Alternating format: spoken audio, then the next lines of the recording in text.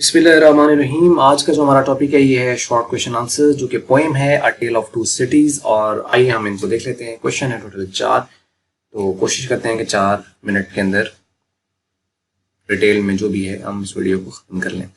पहला क्वेश्चन लिखा हुआ है, why did the people of the two cities look powerless and helpless, यानी वो बेयारो मददगार क्यों थे। The people of two cities, Hiroshima and Nagasaki, were looked powerless and helpless because they were attacked by atom bombs. Most of them were burned into ashes, and those who were left could do nothing except groaning.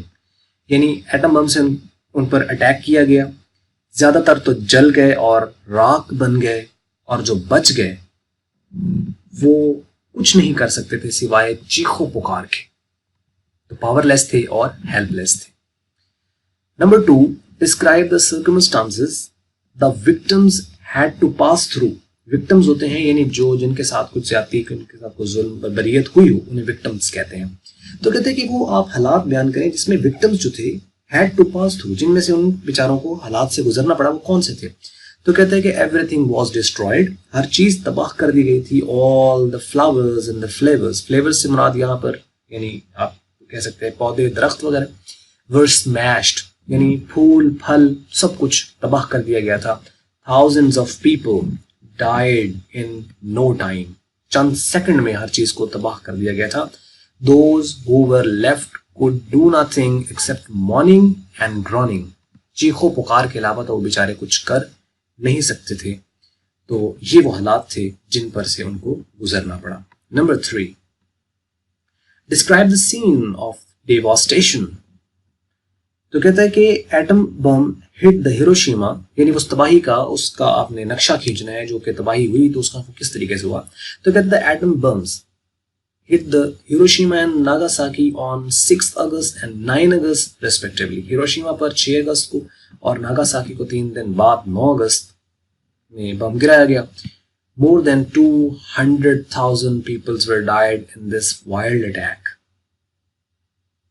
Flowers, trees, grills and other resources were destroyed mercilessly.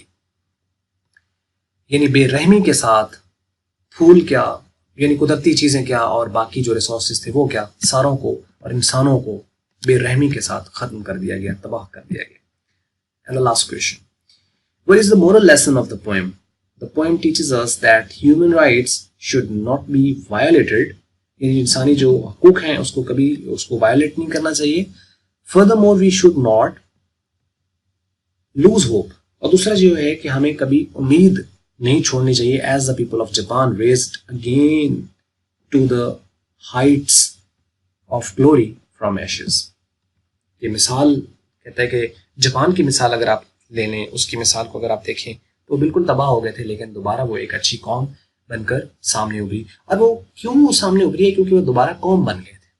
इसका मतलब अगर आप बिल्कुल ही खत्म हो गए हो, कोई भी नेचुरल डिजास्टर हो जाए या बाकी कोई हालात बिगड़ जाए, लेकिन अगर आप एक कौम बन जाते हैं तो दुनिया की कोई ताकत फिर आपको इस सफ़े हस्ती से मिटा नहीं सकती और आपका कुछ भी बिगाड़ नहीं सकती। लेकिन जहाँ इंतशार फैल जाएगा, स्कैटर्डनेस होगी, कोई हर बंदा अपनी अपनी बीन बजा रहा है, उसको मारना, उसको ख़त्म करना आसान होता है। जैसे कि अब आप देख लें कि मुस्लिम्स का हाल है, तो वो ग्रोहों में, फिरकों में बट गया, तो लाजिम आता है फिर इसका इस्तेमाल कौन कर रहा है, उनको सोचना चाहिए। इसका इस्तेमाल गैर मुस्लिम करता है, वो बाहर वाला बंदा, वो फिर क्या करता है कि उनको आपस में उसके खिलाफ बयानबाजी, उसके खिलाफ बयानबाजी और पैसे और रुपए पैसे देकर उसको कह दिया तो उसके खिलाफ चढ़ाई कर दे, उसके खिलाफ, फिर आपस में मामलात खुद खराब करते हैं, नाम दूसरों पर लगा देते हैं। तो ये फिर जो चीजें हैं ना, इस चीज को समझना इस वक्त हमारी जरूरत है। और एज अ यूनिटी, अगर हम भी एक अजीम कौम और एक अच्छा एक जो है दुनिया के अंदर अगर नाम पैदा करना चाहते हैं, उसमें हमें यूनिटी चाहिए होगी। अगर हम एक कौम बन जाते हैं क्या है, इसमें कुछ मुश्किल नहीं है। फिर आप देखें कि किस तरह आपका मुल्क ऊपर जाता है, किस तरह से हम तरक्की करते हैं। लेकिन वो तभी पॉसिबल होगा, तभी चीजें होंगी जब हम एक दूसरे की रिस्पेक्ट, ऑनर और वो जो प्रिंसिपल चले जापानीज के जो कुछ प्रिंसिपल्स है, टाइम मैनेजमेंट है, उस चीज की कदर करनी चाहिए, वक्त की कदर करनी चाहिए। कि अगर खुदा ताला की तरफ से अगर हमें रिसोर्सेज की कमी नहीं है पाकिस्तान के अंदर, सिर्फ रिसोर्सफुलनेस की कमी है। कि जब इंसान को ये भरोसा हो गया कि हाँ कि मैं कर सकता हूं, फिर सारा कुछ हो जाएगा। फिर आपके पास रिसोर्सेज ना भी हुए तो आप रिसोर्सेज जनरेट कर लोगे। लेकिन रिसोर्सेज हो इंसान के पास पड़े हुए, लेकिन उसके अंदर रिसोर्सफुलनेस की कमी हो, तो फिर चीजें हो भी सही तो वो नहीं होती।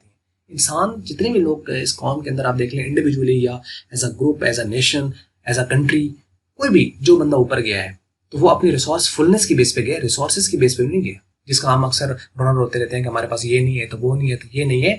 असल प्रॉब्लम रिसोर्सेज की नहीं है, असल प्रॉब्लम रिसोर्सफुलनेस की है। ये थी आज का एक छोटी सी वीडियो।